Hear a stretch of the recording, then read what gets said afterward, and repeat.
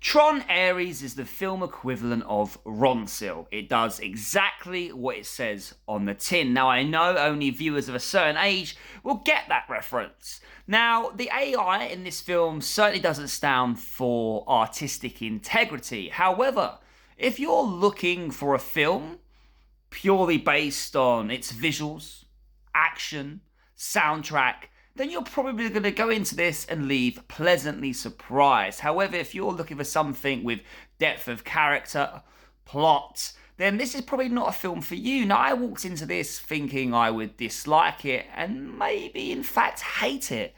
But actually, I left with an appreciation for what it is, and that is simply just a popcorn flick.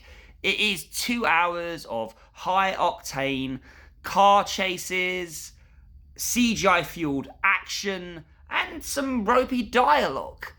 Now, I would say that the 2 hours felt far less than 2 hours, and it felt quite short, but I think that's because the biggest compliment I can give this film is the pacing is excellent.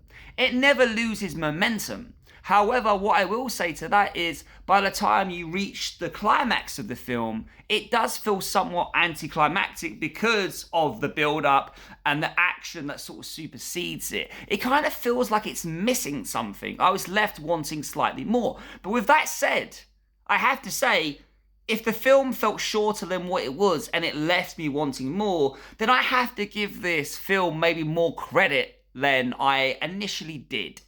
Jared Leto is Jared Leto, and he basically, I think this is a perfect character for him. It allows him to sort of do what he does best and kind of be that almost sociopathic, void of any real emotion.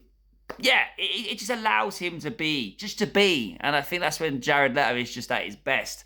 There was a time when actually he was an incredible actor, and I remember watching him in Dallas Buyers Club, although the performance has its controversies. I remember watching him in Dallas Buyers Club thinking, actually, this guy's one to watch, but since then it feels like his career's gone down. He'll probably, because of all the stuff that's coming to light, which is yet to be proven about him, which has probably made me a little bit socially biased towards not liking him. But Jared Leto aside, the soundtrack of this is absolutely awesome, and it complements what happens on the screen exceptionally well, to the point I found myself bobbing along and actually being really carried forward by the momentum of the film. So if you're simply looking for a fairly decent action film, popcorn flick, then it's a banger. If you're looking for something more, then it's smash.